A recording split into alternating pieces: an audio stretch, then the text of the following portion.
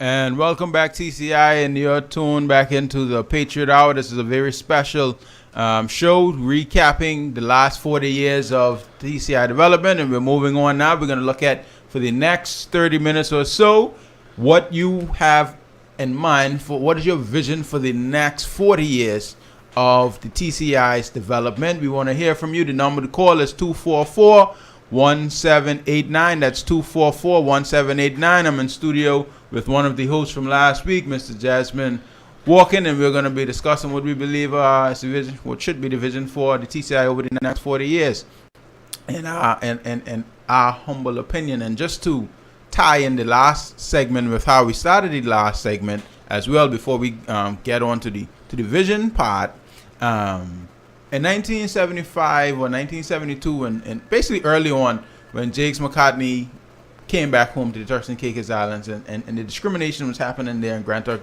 and all that precipitated in the forming. Okay, yeah. You're on there, Coro. Good morning, Jamal. Good morning.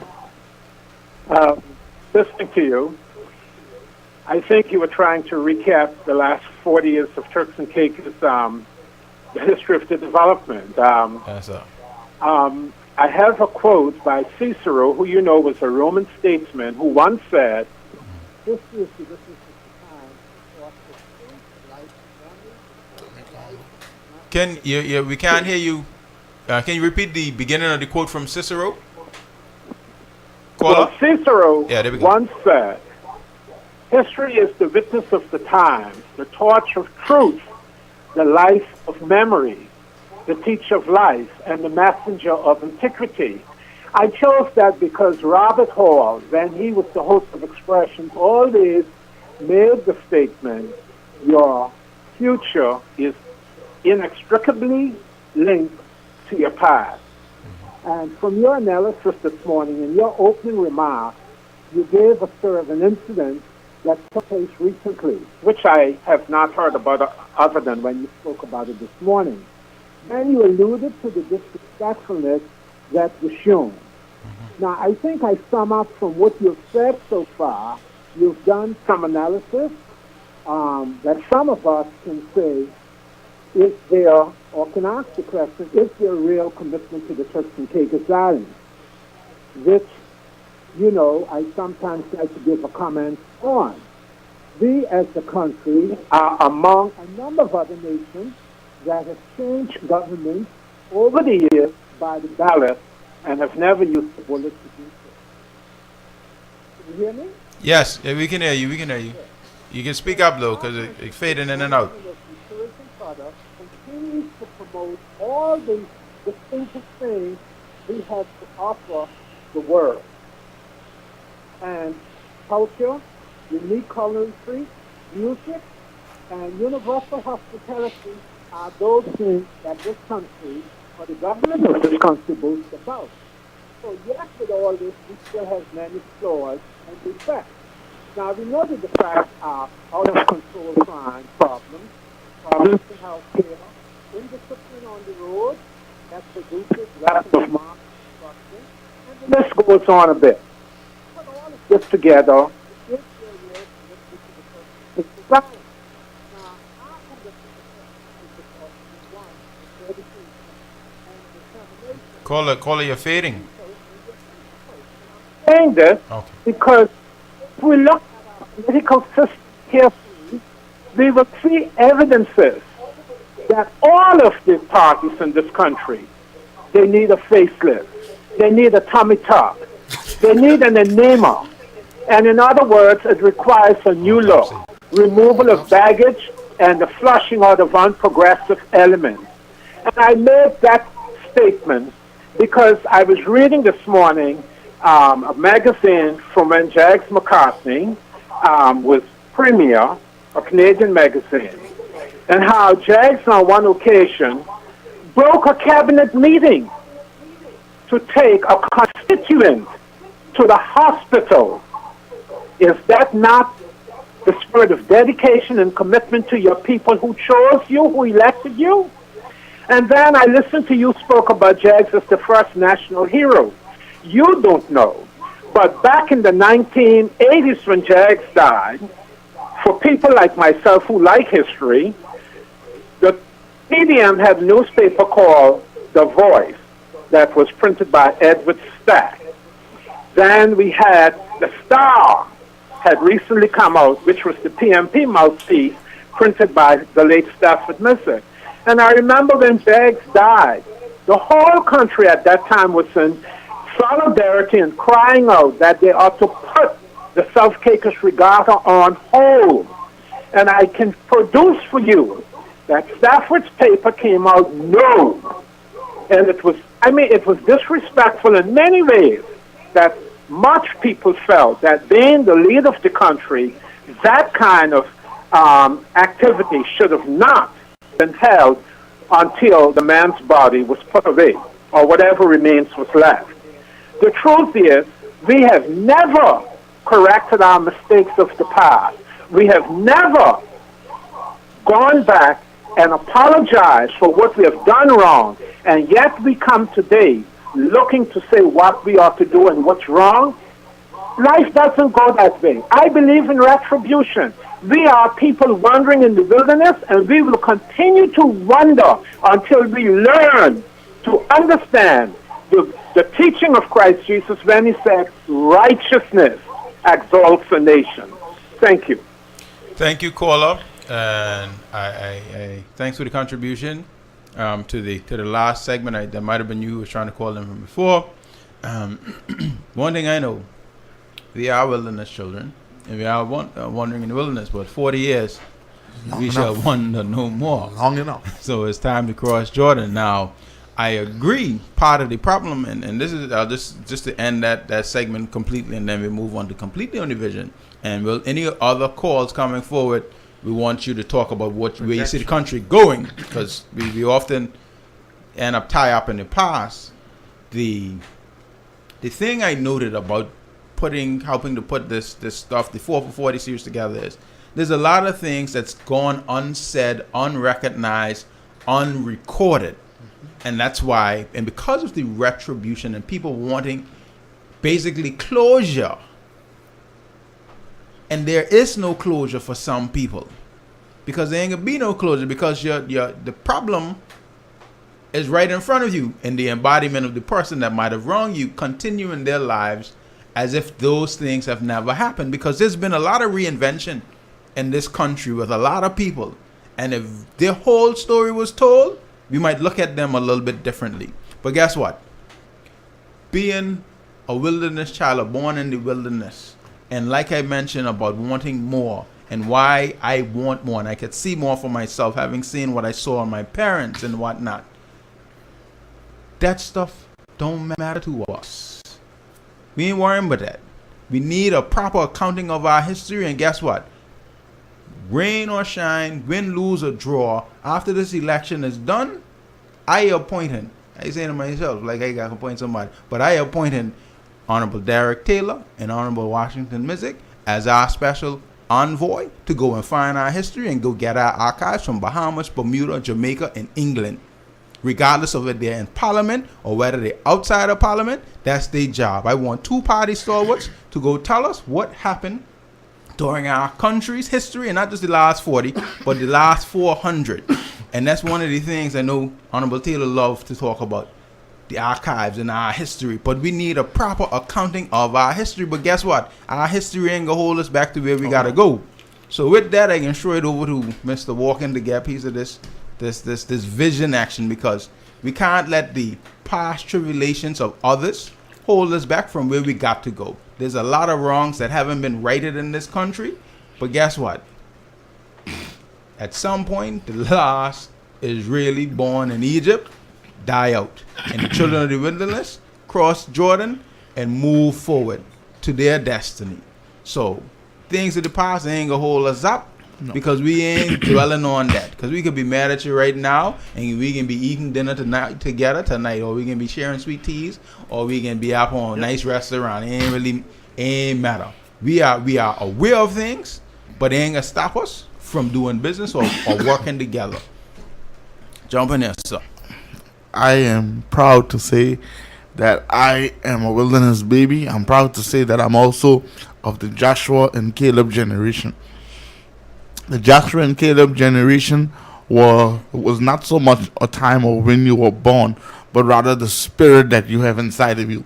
Because the Bible says that um, God said He wished there was more Israelites or more children that had the spirit of Joshua and Caleb. After they went to the land of Canaan and spied out, and they saw the giants, they came back and said, "Listen, we are well able to possess it." So, Turks and Caicos Islands, while we have had some serious challenges in the last 40 years, like Mr. Robinson, my fellow patriot, have said, we are not going to stay in this wilderness. We are coming out and we're going to chart a course for the next 40 years. And that course is about the kind of country we want. We have to decide for ourselves what kind of country we want. And one of the things that I want to see in this country is I want to see a real step towards the empowerment of Turks and Caicos Islanders economically. We have talked about the role of foreign investment, how the governments of the past believe. Stick a pin right there. We have a caller. Maybe we can get back. Call you on the air.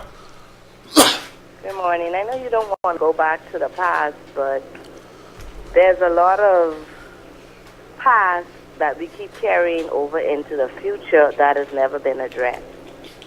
Like the caller before said, we have to know our history and we have to address it, because going forward, you have to know what you have to change. We pointing out some of the things, but do we know the actual cause? I think one of our major problems is immigration. And I want to touch on the accolades being given to Delano. We thank God that God has the last say, because if his story was to really be told, we almost lost our golden boy, probably to Haiti. Because it was a struggle for him to get his citizenship or whatever that he was entitled to. So we first really need to look into our immigration policy. I wonder how much other Delanos we lost already because they couldn't get the acquired citizenship and they grew up here all their life. That's one thing needs to be addressed. And then being proud about the TCI Bank.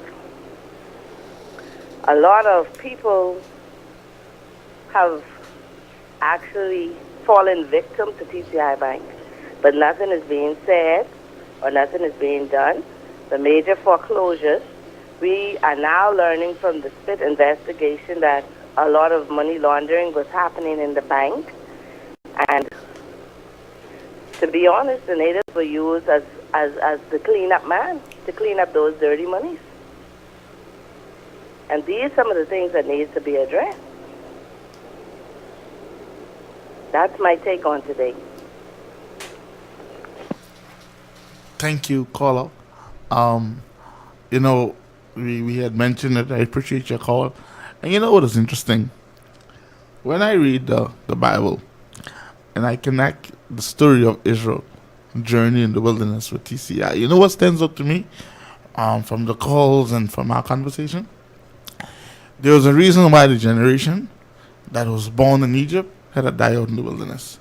Because every time God wanted them to see the future, they keep looking at their past. There's a reason why the generation that was born in Egypt could not inherit Canaan. Because they murmured. They complained. I'm not saying that our past is not important, but guess what? Mr. Robinson, we are not going to be held hostage by it. Mm-hmm. Whose responsibility was it to pass on our history to us? Not my own. No. It was the last generation. Whose responsibility was it to teach us about the Honorable Jakes McCartney? Not my own. It was my mother and father generation. Whose responsibility was it to deal with immigration? Sort out the same issues that College just called? Not my own. Whose responsibility was it to deal with the Delano Williams situations where we have people in this country that are facing statelessness, that are being denied an opportunity? Not my own. It was the last generation. Just like the word of God says, when they saw King, when they went there, they murmured and complained. Why? Because they even told Moses, let's make a captain. I read the scripture yesterday. Let's make a captain of ourselves and return to Egypt. Every time we talk about our future, there are people in TCI who love to remind us about the problems that we have not fixed. The problems are going to fix because why? Like you said, we don't dwell on just the problem. We look at where we can fix it. we look at the responsibility we have to the future generation to leave a better Turks and Caicos Islands. That is why the next 40 years, we are determined to chart a course for the future. But you can't chart a course without dealing with some history. So it's not a matter of us ignoring the problems, because guess what? In the future, we can deal with immigration. In the future. And guess what? I'll predict what wasn't dealt with in the last And 40 dealt can with. get dealt with in the Of course, first 10. Of course, it can get dealt with. We can deal with belonging status. We are going to decide who we want to be belongers in this country, and we're not going to politicize it either. Nope. Number one, we can take it out of the ordinance section where any party could come in and switch it up to build up their voters When we base. get full Full internal internal stuff, oh yeah, they're going to that under Constitution. and I ain't even get to that part yet. Go ahead. All right, but one of the things we understand is that one of our problems as a country is for 40 years we've been letting other men write our constitution, and no political party or government has sat down to correct that anomaly. In the next 40 years, We got constitutional scholars in the country now. of But go course ahead. we know. Well, they're there. Lawyers. They are there. But go ahead. But I can tell you the next 40 years, Britain ain't writing our constitutions and sending Kate Sullivan here to tell us this is what it is. Because we going to chart a different course. Another thing too, we talk about self-determination. For the last 40 years, we ain't talking about it in the next 40. We are going to put the steps in place to get us there. And not just on paper. We're going to implement it. We're going to build our country towards it. Because guess what? The last 40 years, the focus was on constitutional advancement and then try to build the country. Our focus is on building the country, creating a sustainable middle class that is ready to what? Work and own and run managerial positions. The focus is going to be on creating inward investment, boosting local businesses instead of depending on foreign investment. Because one thing we can correct, 40 years, we've been talking about independence and self-determination, but designing the economy to be heavily reliant on foreign investment. Correction. Please. Yes, Please. sir. Only one correction. Yes, sir. We have not been talking about independence for 40 years. Well, We talked about it for a couple of years with Honorable McCartney. True. And then, And then Hush, after Mike got in his trouble, then independence True. came You're back right. on the I table stand corrected. and realness. corrected. Go Over ahead. the next 40 years, what the wilderness children want for our country is, one, we want a vision for where we want this country to be. And that's the reason why this election is so pivotal. Because this one here marks the end of one generation. So vision, what is vision? Vision is about your future. Vision is about not just saying what you want, but showing me how we're going to get there. Showing me how we're going to achieve it. Take, for instance, constitutional advancement. For all the talks about self-determination, why have we never explored the stages to self-determination? Why do we want to skip from ministerial government straight to independence? If you check out the British Caribbean, as a history teacher, I thank God that I chose to study history. Those countries went through stages of advancement, from a legislative council, where a chief minister was the head of the government, to a full internal self-government, where the premier was the head of the government. And here's the difference. Under the legislative council, the governor was the chairman or chaired the cabinet meetings. Under the full internal self-government, the premier chairs the cabinet meetings. Does TCI have a premier right now? Yes, we do.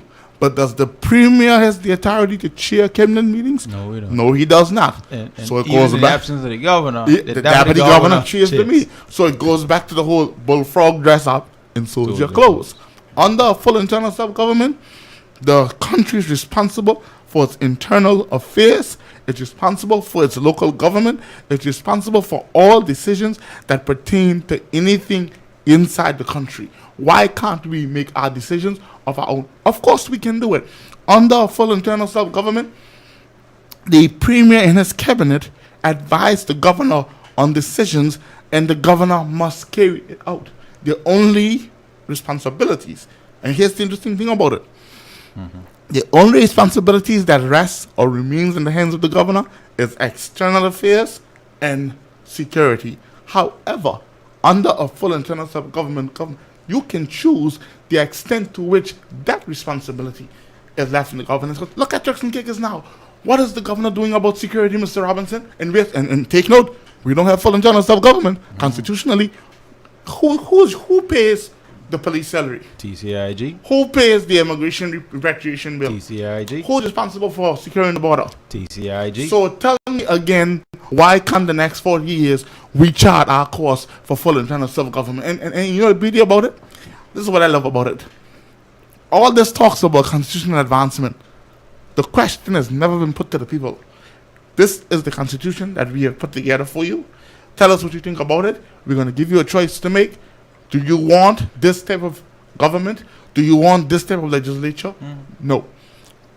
The Bahamas, Trinidad, Jamaica, every country that ever advanced constitutionally, they talk. I remember Mr. Carl Ewing. I think he called in earlier today. He mentioned it, and he's correct. He's a historian like me.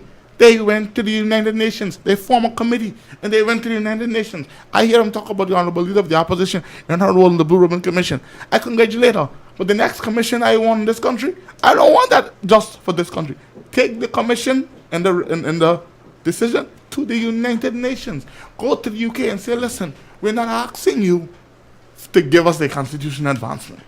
We're telling you that the country has decided. That's what we want. Here's another myth I want to destroy on the matter of constitutional advancement in the next 40 years. Mr. Robinson, we keep hearing that the UK will only give us 2 years after full internal self-government to become an independent country. Mr. Robinson, you know, I hear that too, you know. You know, I've been hearing this story for so many times, but the Bible says... like the Liam McGuire. Yeah, it could be. The Bible says there are 7 things the Lord hates, and one of them is a lying tongue. I don't know why political leaders continue to mama guide the people. Go do your homework, because I've been doing some homework. I ain't telling you that my homework is right, but I'll tell you what I have not found. I have not found any clause under the United Nations Charter regarding decolonization where a specified time period can be set for a country to decolonize. Do you know who wrote the charter, Mr. Robinson? England. I know England and the U.S. Not England, sir, because England is just a country. The United Kingdom, of which we are a part of. Sorry, sir. the United Kingdom, yes. The United Kingdom of Great Britain and Northern Ireland, of which we are a part of. When Scotland wanted to leave the UK, Mr. Robinson, what did Scotland do? What did the Premier of Scotland do? They held a referendum. They held a referendum. Mr. Robinson, the decision of the referendum, was it not final? Yes, it was. When well, final in that instance, until yes, the next referendum. Yes, sir. But yeah. When the Bahamas wanted to make changes to their constitution regarding who should become citizen, what did they do, Mr. Robinson? They held a referendum. We talk about power to the people. In the next 40 years, we're going to demonstrate to our people that governments, after being elected, when I say government, I don't just mean the elected majority, but the House of Assembly, while they are representatives, they cannot believe for 1 second that they alone should determine the will and desire of the people. A referendum is a clear indication of a country's desire for change or a country's desire to stay the way they are. For me, until that takes place, we have not left this wilderness. Caller, you on the air? Yeah, evening. You were talking about people writing the Constitution, but back in, I think, 89, Mr. Dan Malcolm had a part in writing our local Constitution. So we do have the telling now. Next thing again, one of you said earlier about our past hinder us, right? But one of our problems is affecting the we don't see our mistakes and then ask for forgiveness. As long as you don't ask for forgiveness, we can stay in the wilderness. We have to understand it's a cycle that is also. Thank you for your contribution, caller. But guess what? I don't believe that. Because if we have to wait on our parents to forgive the wrongs they do to dictate whether we can take the country out of the wilderness, I'm sorry, we can never leave. So that's the first, I guess, myth. Yeah. That ain't gonna happen. You all gotta deal with your issues.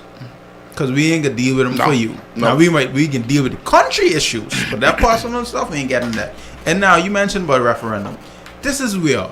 And you see, whenever you see me run my mouth about something, that mean I already try deal with it in private before I come, way before I come. Before the Reverend Conrad Howell died. And this is a personal story I can share. I call him because we used to talk often. It's one of my mentors, which I don't have much left right now. Right? I told him, I said, Rev, why? Call her. You on there? Yeah, so I guess you all never heard about Generation Curse. Say? Generation Curse? curse? Yeah, but we can break curses too, though. Exactly. We can break curses. break with the help of the Lord, we can break Of course, curses. break and we everything. will, because guess what? The children of Israel who went into Egypt with Jacob, They died in the after wilderness. under the invitation of Joseph, there was a Pharaoh who rose up who No. knew not Jacob and knew not Joseph. Sorry, right? And they were under 4 years. They were 400 years. They was in 436 bondage. years. 436. They were in bondage.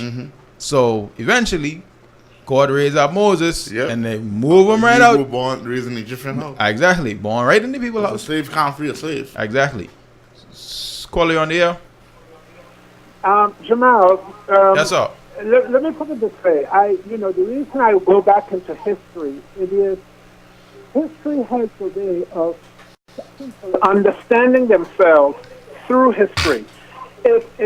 Where we are today, when we got ministerial government in 1976, some sacrifices were made in that first term of office. Jags didn't live up to November the 4th when general elections were called. But I heard you talk about Lynn McGuire this morning. Mr. McGuire took his knocks too. Few people know that Mr. McGuire underwent rough times for joining up with the PDN. His wife had a puppy, and at their home in South Caicos, his wife's puppy head was cut off and left on his doorstep. And then there was personal attacks against their property, and more dead dogs were thrown into the water tanks in Grand Turk. I don't think it's fair for us to progress without people knowing what took place. Sacrifices and hardships were part of that era. Thank you. All right, call up.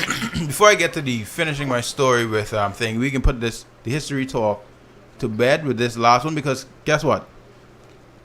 Based on the work we've done with the 4 for 40 series, there has never been a proper accounting of what actually took place in this country's last 40 years. Say what happened, live up to it, everybody come clean. Otherwise, don't tell me about the pieces of history that each person is willing to tell when you don't want, and this is for everybody who's lived through that era. Tell the whole story. You can't hold us to a history we have not been told. If you're not telling us what took place during this time, you can't hold us accountable for saying, well, we won't move on from that history. You all got to bring it out and resolve that history. We can hold the calls for the rest of the show, because we have a guest. We're trying to wrap up now for the next show to come up. But with that, we ain't taking no more calls, because we just about over our time anyway. But we got to finish this last piece of the segment, right? 5 minutes. He So, just robbed me. Don't worry about so it. at the end of the day, you can't hold us to a history that we have not been told. told. Exactly. There's a lot of things that happen in this country that we do not know of year after year, and the people who might have perpetrated or been a part of it still here. We're not being told about our history. Why we wanted to do the 4 for 40 in the first place is because we wanted to bring out some of the history. And guess what? Some of the people who know the true history of our country scared to tell it. They ain't coming forward. They're not telling us. So when everybody is ready to come and give a proper accounting from 76 to now, from before 76 to now, whatever length in time, we ready to hear what actually took place. If my family was involved in wrongdoing, I want to know. If your family involved in wrongdoing, you need to know. If they did good, bad, and different, we all want to know. Because guess what? I 34 right now. I can be 35. I was born in 81. Jags was dead before I even was on this earth. If nobody ain't tell me what happened during the Right Excellent James McCartney time, I would never know. Everything is going to be a story to me. But what I do know is my last decade of my life, from 24, when I began to become in my consciousness. I know what took place in the country over the last 10 years and a little bit years before. So when I speak, I can speak truth to what took place. right? So with that, bring the true history. That's why I say the Honorable Derek Taylor and Honorable Washington Mizik to be a special envoy to go get our archives so we could have a proper recording of our history, whether they win, lose, or draw next election. We want them on that task because it's too late now. You want to talk history?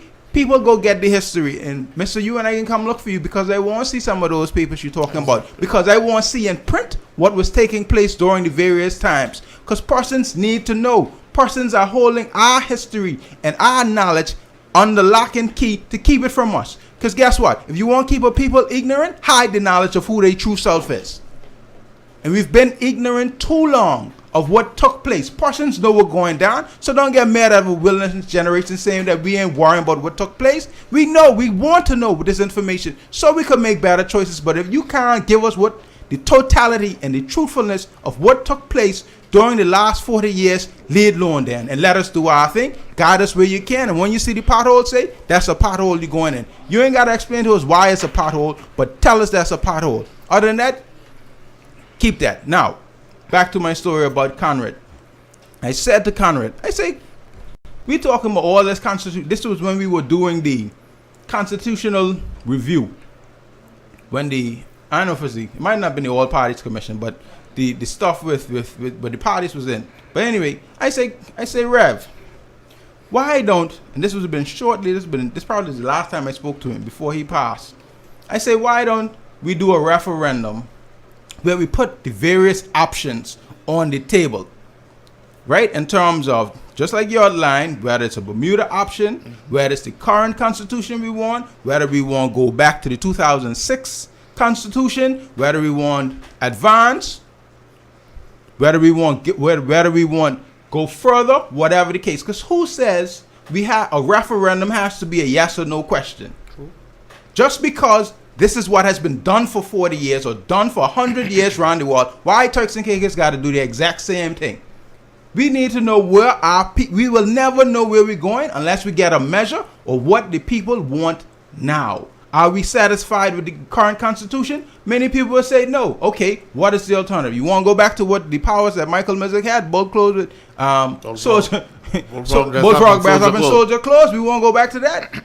Maybe. Do we want to go to Bermuda? Maybe not now. Maybe in the future. Who knows? But we need a measure in time that says at this point, 2016 or 2017, 2018, this is where the sentiment of the majority of the people is. And then we take that, and then every 10 years or so, we do another referendum. One referendum doesn't mean that this is where, the population generation changes. What we want, which is more, changes over time. So what might have been good back then, it ain't good enough now. So it's a case 9 out of 10. Maybe we're 30 to 40% might say we won't go to full internal self-government like a Bermuda style. They give me another 20% say, all right, well, boom. So if we know, after doing proper education on what these things are, because that part of the thing hasn't been done, a proper education of what these constitutional amendments and all this constitutional change potential actually means for the day-to-day lives of Turks and Caicos has taken place, then ask the question, because we don't have to say yes or no. Why are we going for full? Why the question say, okay, full and tough sound of government versus where we are now? We only talking about independence, yeah. And you say within the next 40 years we need to be full and tough government. 40 years is too long. Before I leave this earth, TCI need to be independent. So I want in my twilight living an independent TCI. That's what I see. That's my vision for this country. I see it, and it's doable. And at the very least, we need to get as close to the edge of independence as possible. But anyway, to end that story, Rev say, tell that to the premier, who's your friend, Dr. Ewan. And I so did. And that's the last advice Rev gave to me, and that's the last advice I probably give to Doc. Might have been the last. Right? So all I have to say is, if we want these things that we purporting, do the activities that will get you the result you are requiring, that you say. Don't just talk it when there are actions and specific things you can do to see the results you want. Otherwise, you're bluffing. And guess what? You ain't gonna bluff no wilderness children. No. And as my colleague always say, my baby can read, and we can read, and we just read. But what are your last thoughts, and then we can let the other guys transition in right now. What are your last thoughts? Because we got another hour to deal up with your show anyhow. I wouldn't even start my thoughts because I don't want my other talk show colleague to feel a little bit robbed, even though sometimes I get robbed. But you know I love him anyhow. I can't hard sometimes. But at 1 o'clock, we're going to be back in the No Spin Zone to finish up this interesting conversation that we're having. But the last thing I would say is this. I am not going to be a hostage by the failures of the Egyptian generation that had us in the wilderness for 40 years. Not going to happen. We're going to leave. We're going to chart our course. And that's the bottom line. And so we'd like to thank you for listening to this 2-hour special. Boy, 2 hours ain't enough. Look like to be dealing with some of these issues. Well, that's why we're coming back on the Real Talk in the No Spin Zone, so you know it can get a little rougher. Because this is Patriot Hour. You can get back in the No Spin Zone. But while our guests are transitioning inside the studio, we would play the Imagine a TCI audio again so you can hear. And guess what? Vision is all about imagination. It's all about dreaming. So in the meantime, while we're transitioning out for the Grazing TCI, just imagine a TCI, whatever it could be. This is what we believe. We want to hear what you believe one time. Imagine a TCI. So with that, have a great day. Enjoy yourself. As a man thinketh, so is he. Just imagine that. Imagine a TCI with a strong and growing middle class, where each household has at least one Turks and Caicos Islander in middle or senior management, or is a business owner. Just imagine that. Imagine a TCI where education is free for all Turks and Caicos Islanders up to tertiary level and is powered by the University of the Turks and Caicos. Just imagine that. Imagine a TCI where the public service takes its rightful place and leads in employment practices. Imagine that. Just imagine that. On your belly. Hey. Imagine that. On your cookie. Just imagine that. Imagine a TCI where it is more important how we are governed and not who the actual government may be. Just imagine that. Imagine a TCI where character matters in choosing who represents us in Parliament, and people don't get vexed for your acts. Just imagine that. Imagine a TCI that Jakes McCartney can be proud of, where he is no longer called our one and only national hero. Imagine that. Just imagine that. On your belly. Hey. Imagine that. On your cookie. Just imagine that. Imagine a TCI with a fully internal self-government progressing towards independence, where all members of the House of Assembly work together for the betterment of the people rather than their party or special interest groups. Just imagine that. Imagine a TCI where Turks and Caicos Islanders are indeed first to be educated, first to have access to capital, first for career opportunities with upward mobility, first to put our shoulders to the wheel to face the tough challenges ahead. Just imagine that.